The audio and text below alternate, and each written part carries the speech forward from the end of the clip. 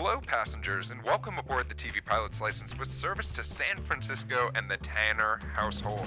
We ask that you please fasten your headphones, secure your podcasting device, and remember that on today's flight, we have a bit of a full house. So remember, if there is a place you can sit, even the aisles, take advantage, and don't even think of getting your bag on board. Welcome to the TV Pilot's License. My name is Geoff Kerbis, joined by Rich Inman and Max Singer. How are you boys doing today? Joke's on you, Jeff. I've got 4 of kind. All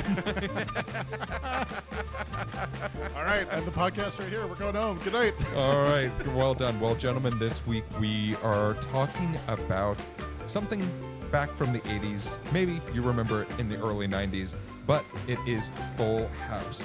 But before we dive too deep into the show, Max, do you mind telling folks what this podcast is all about? Here at TV Pilot's License, we break down and analyze the pilot episodes of some of TV's most famous, or in some cases, infamous shows. We learn more about how these shows came to be and were originally made, if they're effective pilot episodes and making us want to watch more to be made today. Go back and stream our old episodes from wherever you listen to podcasts. Check us out on YouTube and TikTok to see our smiling faces. And if it is your first time flying with us, then welcome aboard. And Rich, what is your question of the week? Oh, God. What is my question of the week? I have so many questions, Jeff. But in this one, I'd like to... Oh, my God. I was like, oh, God. I'm going to have to edit this. I'm going to have to do more editing. Rich is staring off into the trees. We're going to have to ADR. It's gonna... No, not an ADR podcast. We might as well... You can't have ennui on an audio platform. We keep telling you. Is Ennui the new platform that we submit our podcasts on? Yeah, no, it's Ennui and on D. All right. Rich, what is your question of the week? I want to know, because obviously it's a show about 3 guys. You guys, and what happens when you have a show about 3 guys? You got to put our faces on it. So I want to know, if we are in this situation, all of our respective real life situations excluded, forget that. I want to know which of these characters would each of us be? Who would be Danny Tanner? Who would be Joey? Who would be Uncle Jesse? This could destroy the pod right here. Just to let you know, Rich. I don't think I'm upset getting any of the 3. All right. Well, Max, why don't you start us off?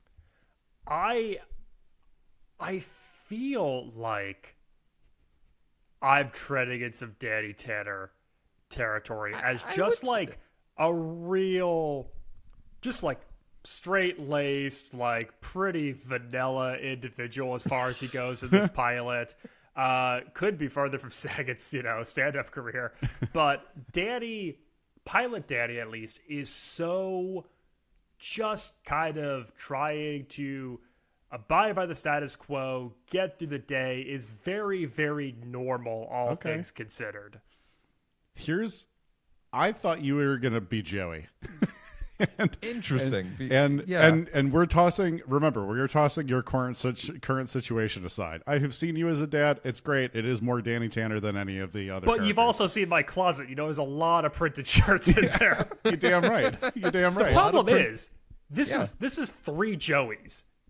Like, this room is 3 Joeys. Like, if we're really getting down to brass tacks. Interesting, because how dare you not say I'm Uncle Jesse? Max, I fully agreed with you. I was like, oh, who is Danny Tanner of our group? And I think it is you. I think you are very much the Danny Tanner of our group. But then, Rich, I had the hardest time in the world trying to peg you down personally. Because here's the thing, we're gonna talk a little bit about Uncle Jesse. We're gonna talk a little bit about. I really Uncle got Max Jesse. on that one. And the scene that is built and the lore that is built around Uncle Jesse by his own storytelling is insane. And I thought to myself, of the 3 of us, who is most likely to tell that story? And I was like, it is Rich. Yeah, Rich is most likely the person who somehow ends up in Reno, Nevada, and then also happens to what was it? Like, they said something about like some allusion to the concept of sex, and I was just like, yeah, Rich would figure out some dumb shit like that to say around a child. So yeah, I said Rich to myself, I mean, is guys, Uncle Jesse. we're 3 Jews in our 30s. There's not going to be a Jesse, and that's okay. And then I myself am Stephanie Tanner, and I curveball. Here's the reason I couldn't be Joey. He has too much liquid-based humor, and I hate making messes. Oh, that's true.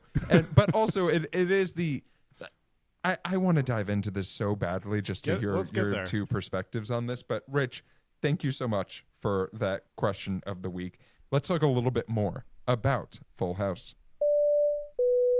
And we're going to start off with a quick synopsis. A widowed sportscaster raises his 3 daughters with assistance from his rock and roll brother-in-law and madcap best friend, which, yes, that is literally what we just watched on this pilot. But Max, can you tell us a little bit more about how this show got made? Yes, today we are talking about the pilot episode of Full House titled Our Very First Show, which originally aired on September 22nd, 1987 on ABC. We're talking about the show's creator, Jeff Franklin, a bit more. We've covered Franklin on this podcast for his work on Hanging with Mr. Cooper. Go back into the archives to find Rich's favorite episode. Franklin breaks into the sitcom world as a writer on the short-lived The Bad News Bears TV series in 1979 before being staffed on Laverne and Shirley and serving as a producer on Bosom Buddies. He pens the high school comedy features Just One of the Guys in Summer School, the latter of which features a dog wearing sunglasses and a lei on its poster. All right, he won me over. Rich is back in. Having been in, should we all watch Summer School? The poster looks great. Yeah, absolutely. That'll be our April Fool's episode next year. That'll be next summer. Having been in-house at ABC as a writer and producer on 2 hit sitcoms, Franklin begins developing a show he calls House of Comics, which would feature 3 stand-ups living in a house together. At the time, ABC is looking for new family-oriented sitcoms, and Franklin's pitch evolves into Full House. Can I just say, House of Comics would be the most insufferable show ever. Dog. That's a rough show. Ironically, it's on the brink of Mulaney. It is very Mulaney coded.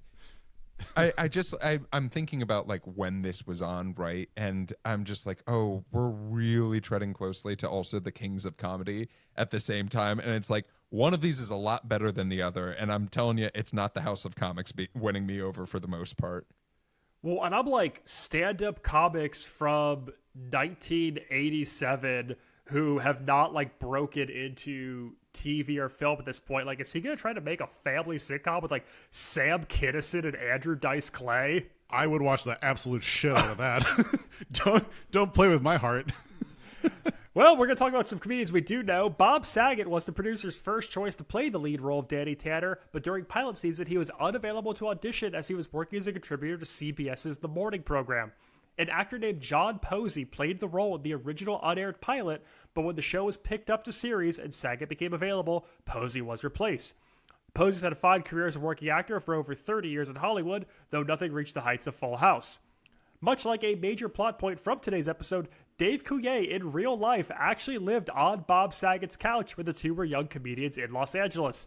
Today's pilot is directed by Joel Zwick, who, along with an illustrious career in multicam sitcoms, also directed the 2002 smash hit film My Big Fat Greek Wedding. Nice. So, how upset do we think John Posey is? Like, to this day, do you think he rues Bob Saget, where he's just like, that motherfucker? That motherfucker got 192 episodes of this show and its residuals. He's sitting there like, what network cancels a morning show? Well, I mean, okay, so I mean, obviously the lore around the show, and I probably have watched the least amount of Full House compared to you guys. I assume you guys have watched debatable. This is debatable. the first time night, baby. Let's go. All right, I'm holding strong. Oh, wait, like ever or the pilot? Ever. The pilot is the first time. Watching this pilot is the first time I've ever watched Full House. Were you in like a Mennonite community in the 90s? No, I watch good TV. I watch reruns of Hanging with Mr. Cooper all the time. Could you imagine if this is how Rich discovered Mary-Kate and Ashley Olsen? It was just like, wow, those Who? babies were really fucking talented, and they must have gone somewhere. I don't know who those kids are. They are uncredited in the opening sequence. Go ahead. Okay, so the wrap on this show is that they chose Bob Saget because they knew he was a extremely filthy stand-up comedian. Like that was like we want to see someone who has the filthiest mouth in comedy play just a dorky dad. And I actually did not know that Danny Tanner was the center of this. I thought it revolved around either Stamos or Coulier, but like I didn't realize that he was the dad. They made him the most whitewashed character of anyone. Well, let's dive into that, Rich, and use that as a segue into the beginning of this pilot. I love segues. This episode, this show starts off with a pretty traumatic thing being alluded to. And we recently did our Moms, whatever, the CBS show that we did with Anna Faris in it. And I've come to say, holy shit, does this come in contention for the most upsetting but trying to make something funny opening to a pilot that I have ever seen?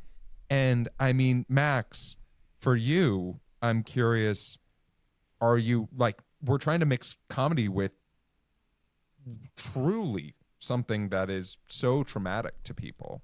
Yeah, I mean, Rich, just to your point of good segues, we're in San Francisco, a great place to do a segue tour. This is such a bizarre amount of physical gags to then absolutely pull the rug under. And you begin this pilot with something so mundane as grandma's heading back home. And you start to, like, there's nothing. Like, that is as low of stakes as you could get. It's it's intergenerational. It's as milquetoast as a sitcom plot could go. And we slowly build on it in to me, a way that I don't know quite how to feel about it, where it's like, oh, she's been there for 3 months. And then we pull the rug out of because my wife died. Right. And there is such a raising of the stakes. It's such an intense Why Is Today Different of like, your mom is heading home, your wife has died, you're learning to be a single parent, and we say, don't worry, like, we've got new people moving in today. So it's help like is on the way. We've set up what today is. But yeah, this is like a real crash landing coming out of the opening title sequence. Yeah, absolutely. Rich, before we talk about the opening title sequence, I want to hear your thoughts about the opening, the true first scene of this pilot, and sort of what the vibes are to you, because especially since you have zero familiarity with this show because we brainwashed you before you watched the pilot. What are you thinking of this being our introduction to the Tanner family? I do love, I do love a cantankerous kid situation. That is I know I rag on sitcoms for having kids that talk like they're 40-year-old Jewish comedy writers.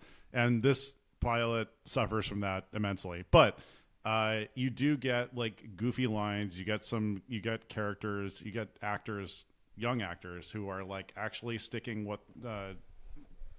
they're sticking the landing on that. You start off with just basically like the standard sitcom in-law situation. I know it's this real mom. Well, not real mom, but you know what I mean. But it just felt like a real slap in the face I had no idea that that's how these three got together and stayed together throughout the entirety of the show. Well, I think that part of the reason that we feel so slapped in the face is we have the most joyous outing in San Francisco that I have ever seen in this extended intro to the show. It keeps going. It doesn't stop. It is a solid 90 seconds of a song that, very iconic, we get this iconic look at the house that people take photos of, and I always am like, those poor people who live in that house, but they bought it knowing they are going to be What are they called again? The sisters or something? the Painted pink ladies. Painted ladies, Yeah, thank you. the yeah, and it's just You say the pink ladies? I did say the pink ladies because you know what? Fuck you guys. But Geoff, you're such a Rizzo. I am such a Oh, I literally have in my notes that John Stamos is just Danny Zuko in a different show. But like this intro feels so long, but it does sort of set us up for a switch and bait, right? Of like everyone's happy together, and look at these three guys who are seemingly raising these children. Isn't that so much fun just to be told, oh, by the way, the reason that this is happening is mom died during childbirth, most likely, and oof. What is your favorite frame in the incredibly long opening title sequence? Because mine is smiling and catching a football in the park. Oh my god. I truly love anytime you have a kid who is doing like they do the small action and then they turn to camera with like their arms crossed or some shit like that. Yeah, Oh, kids pretending that to be an adults. Ooh. kids pretending to be like, oh, this is my moment. Fuck yeah. Like absolutely I am fully bought in on that moment. But go for it. I was going to say, after watching this, I understand the Adult Swim Too Many Cooks phenomenon from 10 years ago. Yes. Because I'm watching it, I'm like, it keeps going. And now there's like the studio like screen behind them of like a San Francisco street, and the car is clearly on a lot. They're not on a street for this one shot, but they're on a street for a lot of these other establishing shots. And now we're doing more close-ups, and now we're in like a fourth location. Now there's more people involved, and now Jesse is leaving with these attractive women, but we don't know who this guy is yet or why these women in these 90s like 80s spandex are walking to the park. Like it just kept going, and I'm like, I understand what they were parodying now so well. This is like a $50,000 title sequence that they made. Would it make more sense to you guys if I said there were like 7 different versions of the opening credits for this show and like different cuts of the song that they used to do it? Because they were just like, hey, maybe we did something that was a little bit too much and we need to change it just a little bit, like by cutting it fully in half. They shot basically a day in the life Instagram reel all day long with these 6 actors. Well, let's talk a little bit about some of the characters that we meet. And I think we did a pretty good job of explaining Danny Tanner at the beginning of this episode with your question, Rich. And Danny Tanner seems to be a man that is trying to get over grief, but also seems to be the most milquetoast guy who is just a dad and doesn't really show us much of his personality. He is a blank vessel for the audience very much to experience, I feel like, the rest of this cast. He is the quintessential straight man, and also out of this pilot for a surprising period of time. There's like an entire act.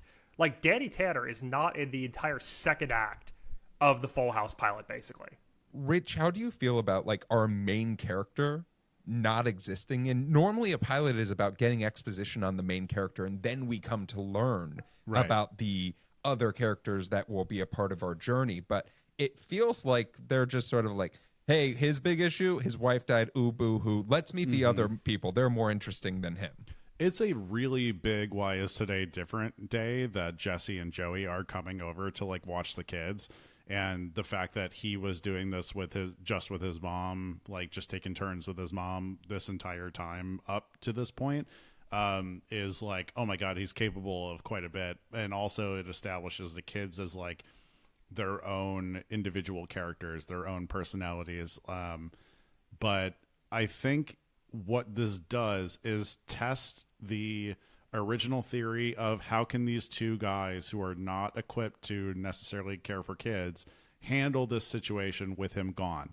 And I think that is like, I think that they do, I think it is actually pretty necessary to the flow of the rest of the show to establish, hey, we know we're not good at this, but we need to give a reason why these two guys are going to be in every single episode. So I think they do accomplish a lot in that sense. And also, like, I don't know really what to make of Danny Tanner's character in general yet. I don't know if the second act really serves as necessary to have more Danny in it. Well, let's talk about these two new roommates that are joining the Tanner family. And why not? I have a couple notes that I'm going to give as far as quick exposition, and then I'm going to call on the two of you to give me what you think of them as far as, do you like them? Do you hate them? Would you like to, have more of them? See them in another episode? Let's start off with the most mullet going to Uncle Jesse. Uncle Jesse, who is, we find out, and I think this is really important, that this is Danny's brother-in-law. This is Pamela's brother who is coming to live with them, who obviously already has some form of a relationship with these children, but might also be a little bit too much into sex, that he wants to have sex in his brother-in-law's home in front of his nieces in this instance. And I mean, Rich, for you, seeing young Beach Boys John Stamos, how are you feeling in this moment in time? I think what's nice about Uncle Jesse's character is that that he's going to be the outlaw rebel type, but when he's called on to do something that is boring and not something he would necessarily choose for his own life, he still steps up to do it.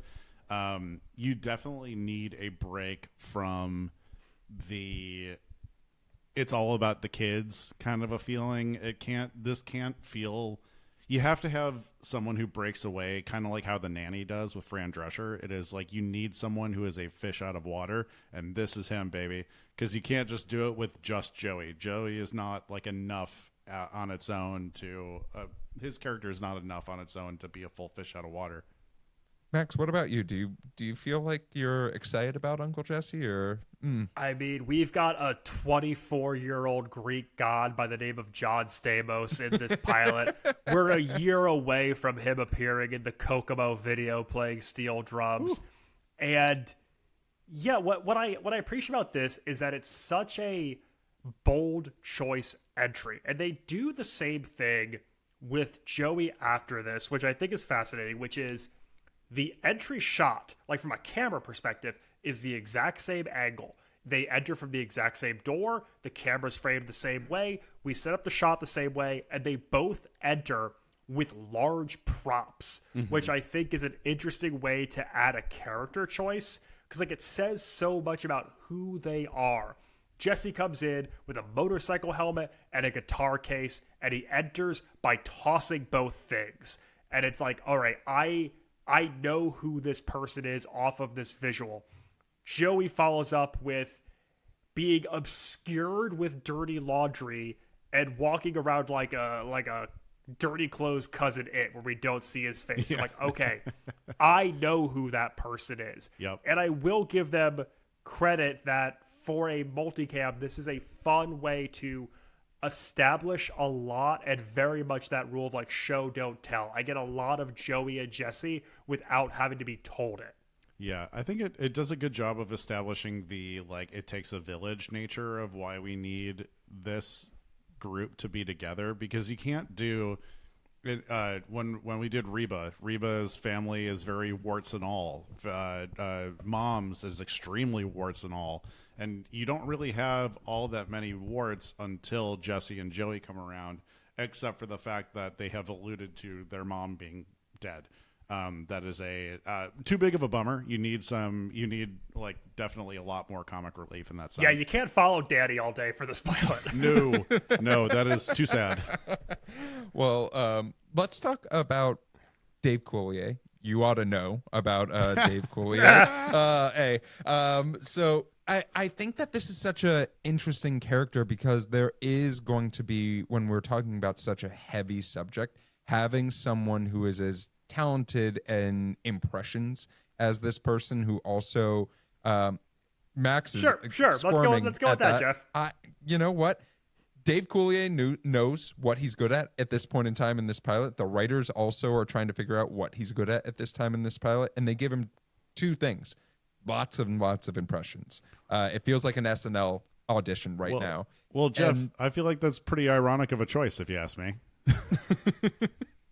And The other thing is we talked a little bit about Uncle Joey, but there's one big scene that I think sets the audience's expectations of what they should expect from these two characters who don't have a child of their own. And that is we have baby Michelle, who needs to have a diaper changed, and seeing two fully grown men trying to figure it out for the first time. I mean, from this scene, do you think that this gives us a good understanding of sort of the hijinks in the comedy that we should be expecting? So this scene is actually what Jeff Franklin attributes to the show getting picked up by executives at ABC. Yes. The entire sequence of Joey and Jesse having to figure out how to change a diaper, he has said that's the scene that got this show picked up. And yeah, I think it's the best embodiment of what the hijinks are going to be. It is low stakes fodder with high stakes energy. It's this idea of like mountains out of molehills, and that's what's going to be the Full House recipe. I guess we can talk about the third performer in this scene. Are you guys looking at this baby and going, that kid's got moxie? That kid's going to be a billionaire one day. That kid or the two kids are going to be billionaires. They are going to have an empire of direct-to-DVD movies, a direct songs about pizza parties, a kids club, and then one day a fashion empire. Did you see that in this performance? Like, could you see the pipeline is there? Did you see that they would actually be hosting an SNL episode instead of going to their prom? Very famously. Because like, you can tell from this first episode, right? Like, am I crazy? Yeah. Well, I mean, this is definitely the catch a rising star moment of child acting, where you are making like every child actor from this period seems to blow up in some insane way. If you are Honey, lucky I Blew enough, Up the Kid. Yeah, that's a big one. Unfortunately, they shrunk themselves then, so the kids were too big. Yeah, too big. I actually kind of did feel like they felt pretty competent on screen. It's kind of like that feeling of watching Macaulay Culkin in Home Alone, where it's like, oh, this kid like can act and he's like in scenes on his own. It's not like this is not a family comedy. This is a Macaulay Culkin vehicle when he's like what, 8, 9? Yeah, crazy.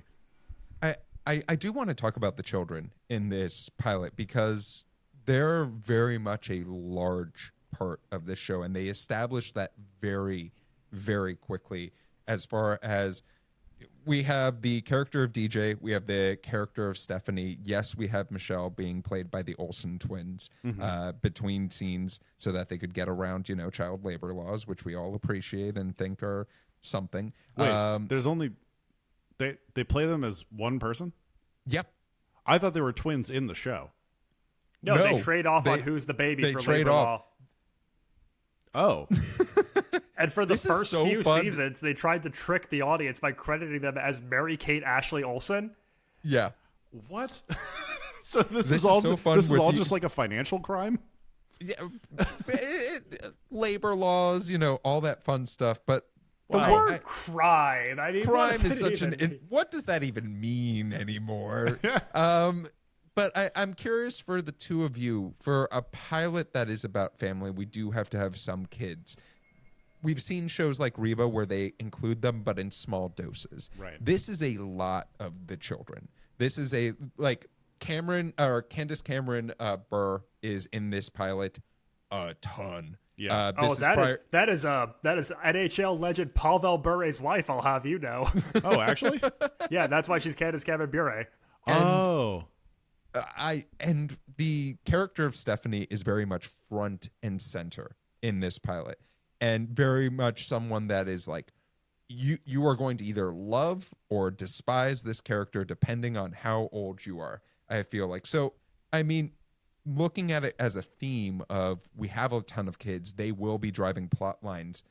How do you feel about them from a pilot perspective? We're cracking jokes about the Olsen twins and like them doing the heavy lifting, but the amount that they put on a 5-year-old Jodie Sweetin's shoulders in this pilot is astronomical, and they basically like hinge this entire pilot on her. So many jokes, more so than any of the professional comedians who are adults in this cast. So many jokes are reactions from Stephanie, whether it's verbal reactions, facial reactions, physical comedy, dragging her across a moving like wire as curtains are drawn. That was so crazy. They put so much on her. That was Rich such was fully bodied that was in such that a moment. crazy scene. I cannot believe they had a kid do that. I They can't do believe like they rigged up a kid. Buster Keaton gag with a 5-year-old. It's insane.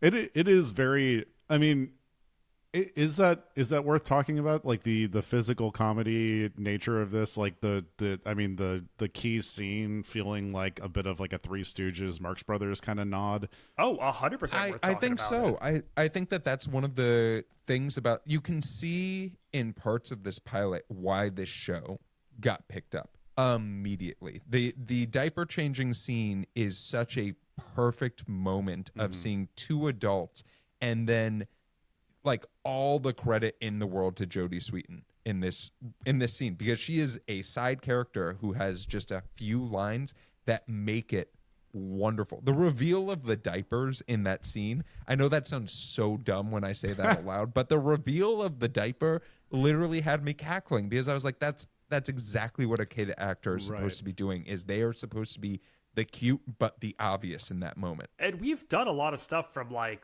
87 to like 93, like a lot of these like peak multicam years. I don't think we've done any that have been as physical comedy driven as Full House. Right. And whether it's running around the set and playing with levels too, like having them come downstairs holding the baby, having to do things like with two people holding something, pots and pans and levels and surfaces, like that kind of stuff. We mentioned the Jodie Sweetin on the clothing line already.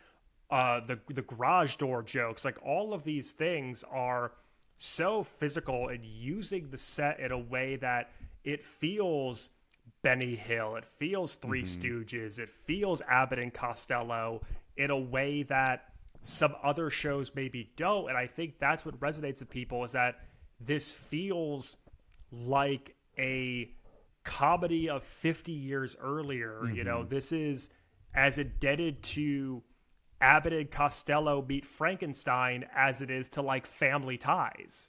And I think that, Rich, one thing that you love to bring up is when a kid talks like a 40-year-old. Yeah. And the benefit of having 40-plus-year-olds writing a show like this is we get nods to that type of comedy. Totally. And I think that is a big, big win for this. I have a quick question. What do you guys think the target demographic is for this show? Is it parents? Is it young kids? Is it like, it feels like oddly both and oddly neither? I think this is TGIF. This is classic TGIF. This is the family is together on a Friday and watching the show together, because you need to have everyone in the room watching something all at once. And I believe this did eventually get included in that TGIF time slot, but at the time, like, this is sort of one of those things where it's a catch-all. You have to have it be a catch-all. Interesting. Because it's just, I know this sounds ridiculous. We're talking about, I believe this show came out in like, Max, you said like 1988, I believe, or September of 87. 87, yeah. 87. So we're in a time period where like people did have multiple TVs, but there was one big TV in the house. We were not talking about, multiple 60 inches across every room. It was like, if you had a 20-inch TV, whoo, baby, that was the TV everything was watched on. Yeah, give me that rear projection life. Because I'm looking at this right now, and when it originally premieres in 87, it starts off 8:30 on Tuesdays after Who's the Boss, going into Moonlighting, and then by the time we get back, Moonlighting, and then we come back into 88, and it moves to 8 o'clock Friday, leading into either I Married Dora or Mr. Belvedere, and then also on with Perfect Strangers and Mr. Belvedere sandwiching it. So it's like, I know there's a lot of nostalgia for this time of TV and stuff. To turn on the TV and your only options is watching Full House leading into Mr. Belvedere, sounds like I would start picking up a lot of books.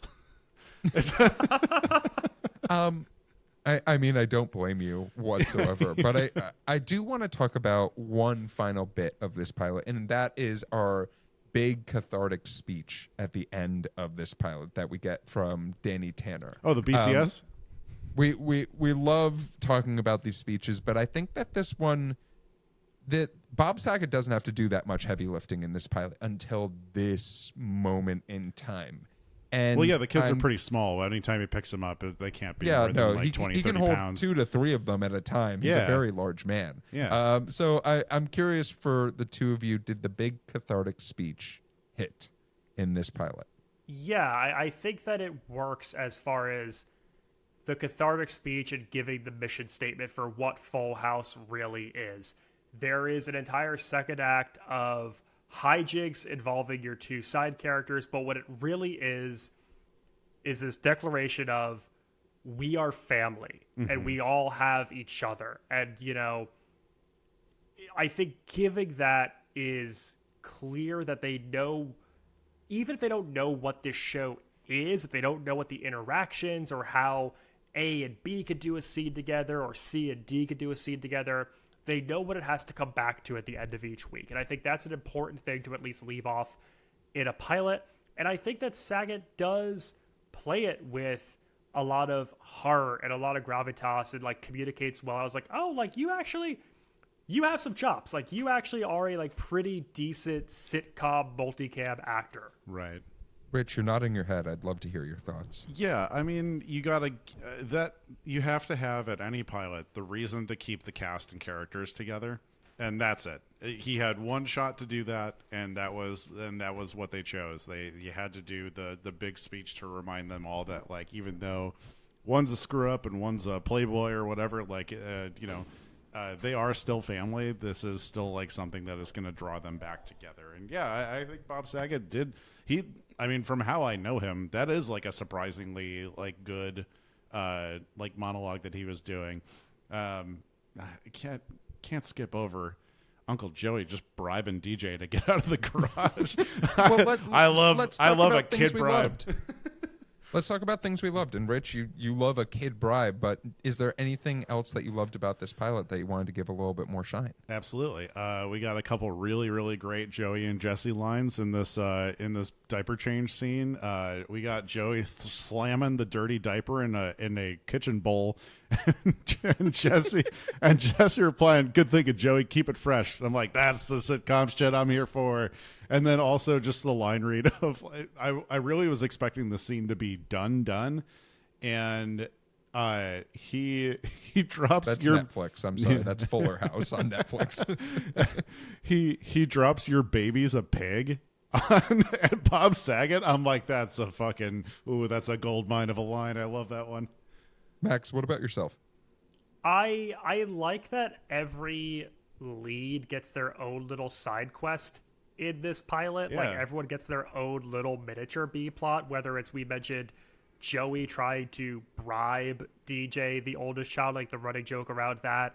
And then we actually get a surprising emotional arc with like development as a human being with John Stamos' Uncle Jesse, and just having the showgirl Vanessa come to the house and having to like, we get the twist of he goes from making out to her to actually wanting to prioritize playing ballerina with his nieces. Mm-hmm.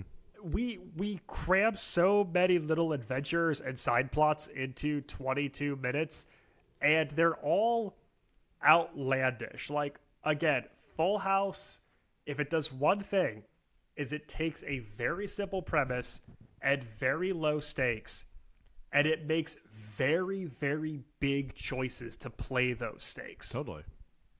Yeah, I truly love Chekhov's showgirl, or the life of a showgirl in this instance. But I will say, I think that the kids' performances in this show really stand out to me. It's one of the reasons that I like it so much is because there's so many.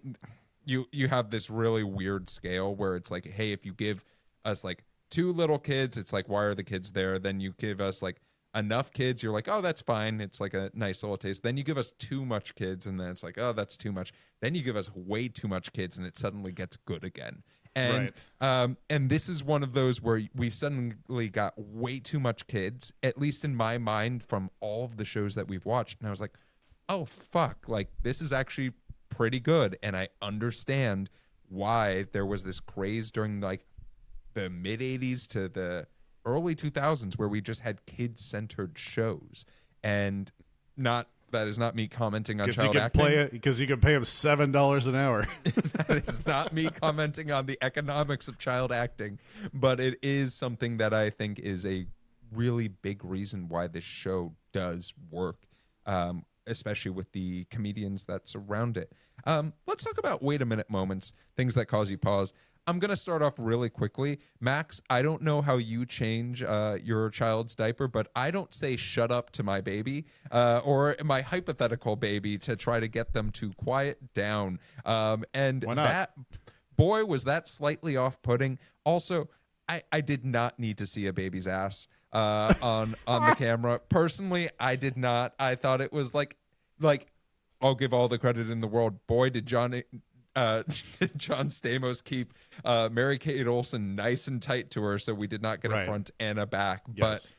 But it was one of those things where I was like, we could have just like done the paper towel gag and all had a laugh about it. But yeah, there were 2 moments in that diaper scene where I was like, this is very funny. But I'm curious, Rich, Max, I'm saving you for the end because I know you got a big one. Rich, what is a wait a minute moment for you? This is actually a good time for me to apologize to Max for when I had to change his daughter and did wrap her up in brawny paper towels. Just a rash for weeks, and he had no idea where it came from. The way that this pilot is shot, it feels like they spent their entire budget on title cards, because there is a weird gap in how scenes start, how lines start, that it doesn't seem edited very well. And it was super off-putting. Like, as a pilot, I know we joked a lot about like how much, like the ethos of the show and like how good like the child actors were and everything. I think this is like an F of a pilot. This is like, I really do think that they did a terrible job editing this. And it really, if I wasn't watching it for a podcast, I probably would have turned it off midway. Do you think advertisements would have helped? No, it's it wasn't the breaks and the acts itself. It was the line by line things where there was like, you're familiar with what the millennial pause is. Yeah. There's like almost like a millennial pause before every line, which made it feel like everyone was getting fed their lines right when they were about to keep rolling on it. It was just like there's something very off. This is not a Jimmy Burrows pilot, baby. It is not tight. Max, Rich, what's your wait a minute moment? Are you sure that like every 9 minutes an ad for New Coke wouldn't have helped? I mean, it would have made me laugh, but... All right, this is just a very quick one. This is a baby-related one. This is a parenting one. 1987 was a different time. At this period, there wasn't anything frowned upon. There is so much shit in Michelle's crib that it gave me anxiety. Oh, shit. There are so many, like, bumpers and blankets and pillows and animals. That thing is jam-packed, and it stressed me out watching this. Oh, damn. Now for my real one. Joey may be the most insufferable character we have covered in a pilot on this podcast. I knew it. Wait, hold on a second. You were sitting on this the entire episode, and you started off saying that we were 3 Joeys? I want you to apologize to us and apologize to our listeners for making them listen to 3 Joeys.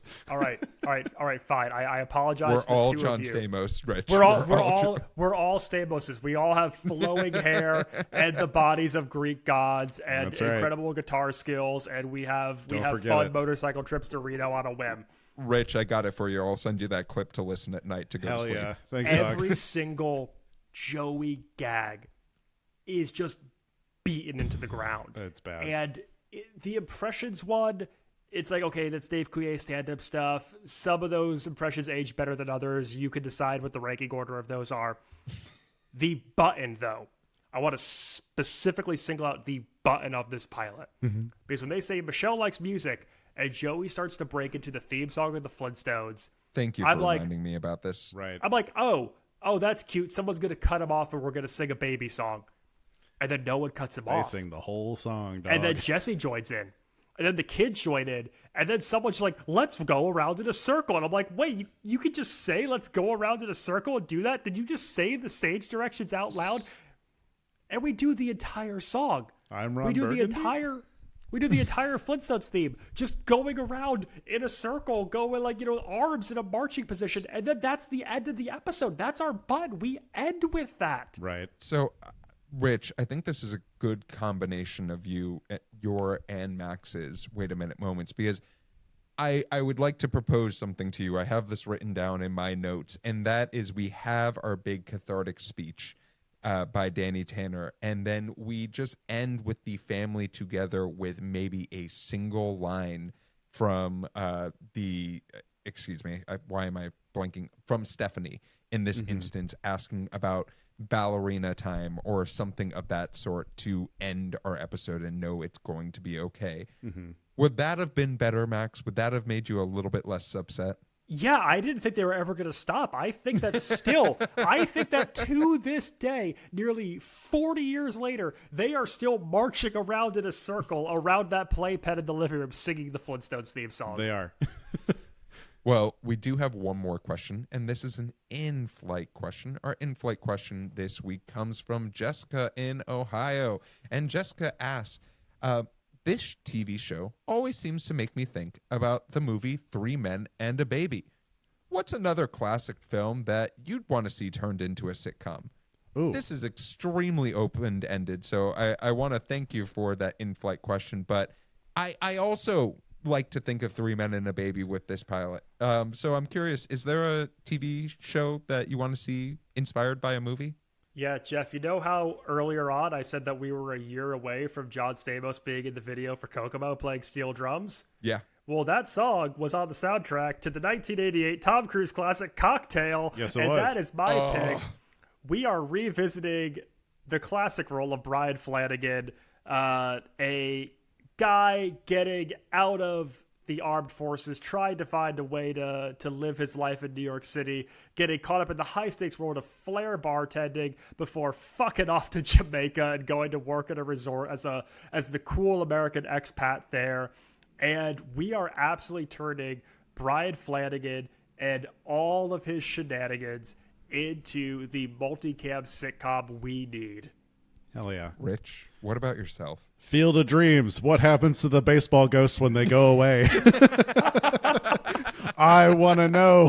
What happens when they go into the field? That's all I need to know. They go away and no one hears from them at all until they're back to play baseball again. I want to know where they're going. Is it a lot of guys who are probably pretty racist and played in a non-integrated baseball league? For sure. You might have to clean that up a bit. But yeah, I want to know where the baseball ghosts go. All right. I've been thinking about this since I got this question a little bit earlier than the two of you, and I want to do Blank Check. I want to do Blank Check, the TV show. I think that the show would lend itself to a little bit more of an extended version of the movie where not everything has to happen all at once. We don't need to have... there are certain aspects of that movie, I don't know if either of you have watched it recently, that probably shouldn't happen in the TV show, but we can talk about that on another time. But I think it could be really, really fun. Maybe not the best family-friendly or all ages thing, but that's a Nickelodeon TV show if I've ever fucking seen one. So I will give my $5 and we'll take an executive producer credit. Jeff, I got to give you my signature catchphrase. I've never seen it. Oh my God.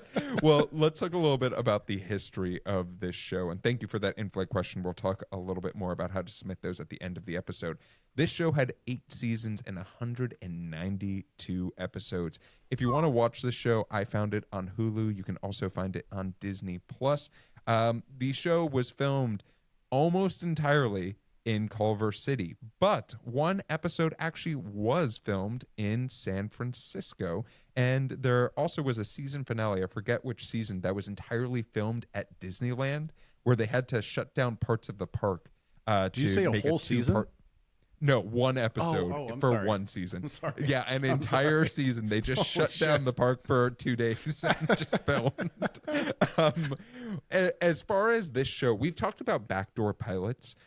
This show was used for a lot of introductions of characters and seeing if audiences like them for other shows, including Home Improvement, Family Matters, and Hanging with Mr. Cooper.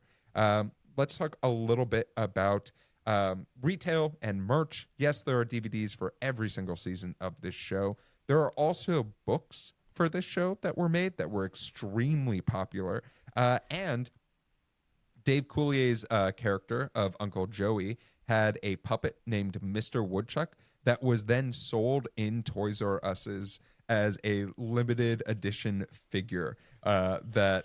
Boy, Rich, a lot of real defeated looking parents in line for that one come Christmas. That's that wouldn't have never survived the Labubufication of where we are right now in the collector sphere. It is that would have gone so fast, and everyone would have been so disappointed by that toy. Let's talk a little bit about ratings. So this show's first season got a 10.9, just to give our audience an idea and our frequent flyers an idea. That means that 10.9 of Nielsen households tuned in for the show. That got to about number 71. The show peaked in its 5th season as the number 8 TV show in the country at a 17.4 household share, which is really good and doesn't happen anymore. No. As far as syndication, the show started syndication in 1991, so everyone has a private island who has been on this show. Multiple reunions for this show. There is also, yes, a follow-up series called Fuller House that maybe we will do on this podcast, excuse me. Who knows? Rich has definitely never seen that one. Nope. Let's talk about Imagine awards. if I had seen all of that one, but never the original. Funny. That'd be so fucking funny. Then you would be my 9-year-old niece. I just want to see them all as adults. Screw it. Yeah. Let's talk about awards. This show had 51 nominations and 17 of those wins. There were Nickelodeon awards. That's a there third were for 0 people playing at home. Slimings. There were also People's Choice Awards. There were no Teen Choice Awards for this show. Dang. And that is the history of the show. Rich, it is time for your Game of the Week. All right. Well, we've alluded to it several times, ladies and gentlemen. It's time for our favorite member of the Beach Boys trivia, Mr. John Stamos, who I believe has been touring with them as a drummer. Yes. Yeah, Okay. percussionist. Yeah. All right. 2 Beach Boys trivia questions for you. They're both fucking weird, so buckle up. All right, Brian Wilson, already starting off great. One could easily argue was the lead creative director of the band. Brian had a lot of proclivities, but one that seemed to stump the people that knew him best was, A, he would name every dog he saw out on walks. B, he would take photographs of his feet every morning. C, he would watch turned off blank screen TVs. Or D, all the above. Well, the man did a lot of acid, so I'm going to say D, all of the above. You know what? I don't find calling dogs by their names on the walks if you see them that weird. I've done it myself, and I freaked out a person that I met one time because I knew their dog's name and forgot theirs. Cash, if you're still around, you were a very good puppy when I met you. Now, as far as those things, I think Brian Wilson did all of them. I think he absolutely did every single thing. He only did one of them. The other 2 were super easy to come up with. But he would watch turned off blank screen TVs, and he would project his own memories on them. Hell yeah. Neat. Bruce Johnston, another member and songwriter eventually replacing Brian Wilson when he left the band, did this to get out of being drafted for Vietnam. A, ate bugs off the floor in front of the draft office. B, arrived in his draft meeting cross-dressed. C, brought a jar of his own pee and told him that he drinks it regularly. D, ate a full rotisserie chicken while not speaking to the military officer. I'm going to say B. I'm going to say B as well. Cross-dressing, that's what does it, baby. Get those dresses prepped so you don't have to go to war for Trump. Because the other three are all like, oh, like this guy's insane. We put him on the front lines. Yeah, but you think drinking your own piss gets you promoted in the military? This guy fears nothing. Yeah, exactly. He's a survivalist. He fears nothing. That is an A+.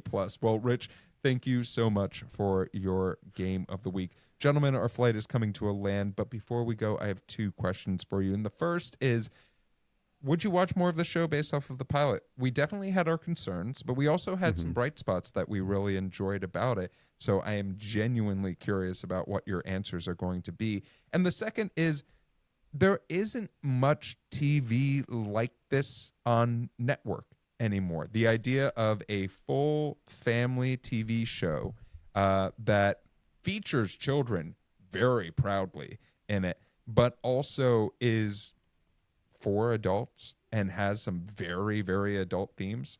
So I want to know, do you want to see something like this in the modern day?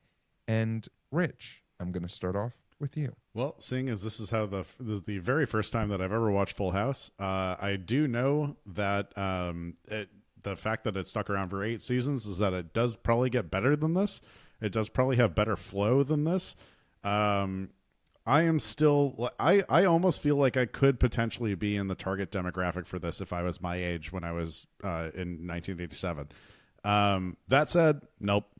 And blame it on my truly deep founded hatred of the exploitation of child actors. But nope, I'm out.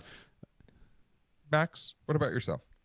If there's a version of this pilot where it's just Daddy Tanner and his really cool brother-in-law moving in together, I may give it a consideration. But no, despite my loathing of Dave Coulier in this pilot, I regardless, it's a no for me. It's so cloyingly sweet, and I don't think it gets to enough of like an emotional level until like that very last little bit at the end where I'm invested. It just feels like hat on a hat constantly.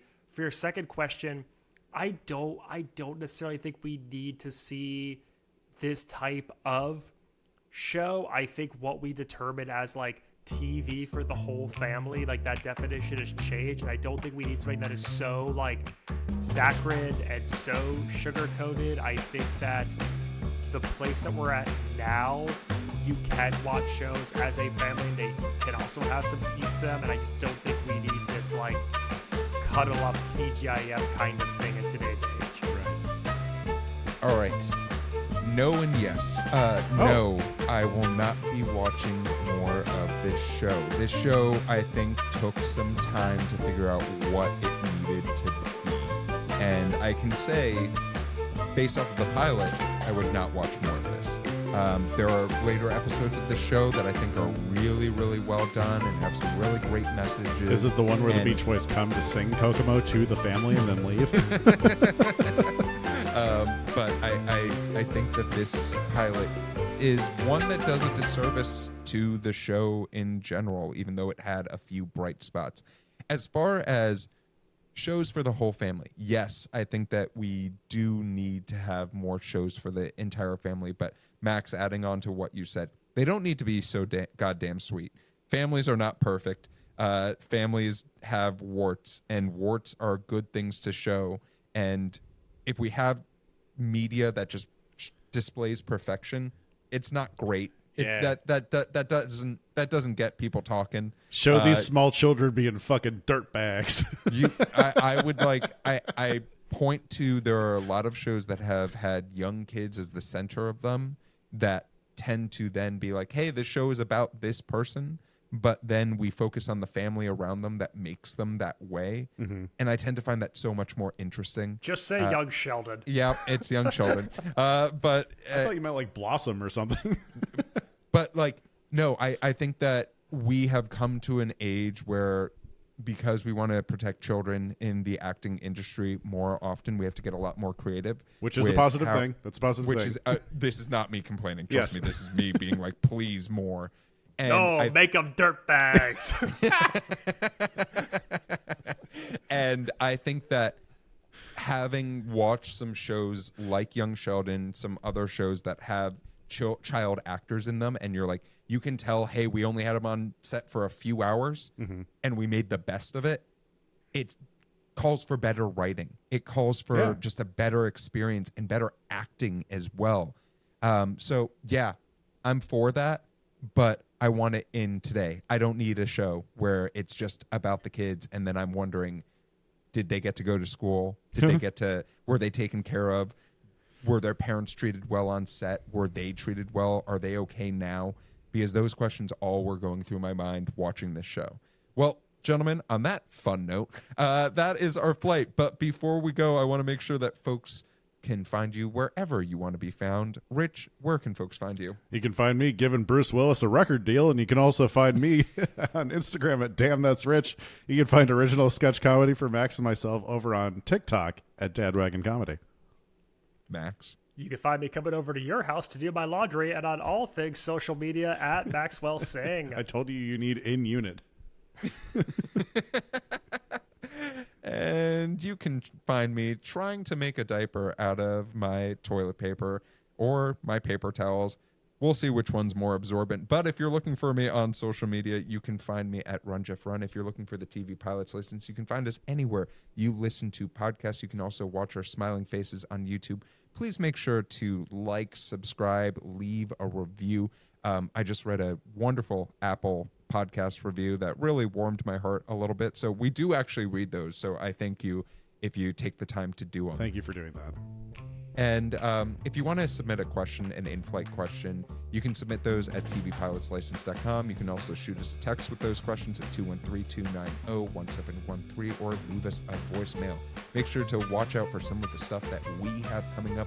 But with the plane landed and the seatbelt sign off, we look forward to flying the bright skies of the TV world with you soon. Until next time, keep your eyes on the skies and your fingers on the dial. Hey, if it's a Flintstones, meet the Flintstones. No, Wow. you stop. Very You stop. I'm putting my foot down. I happy swear to God, Jeff, you cut the feed on this right now.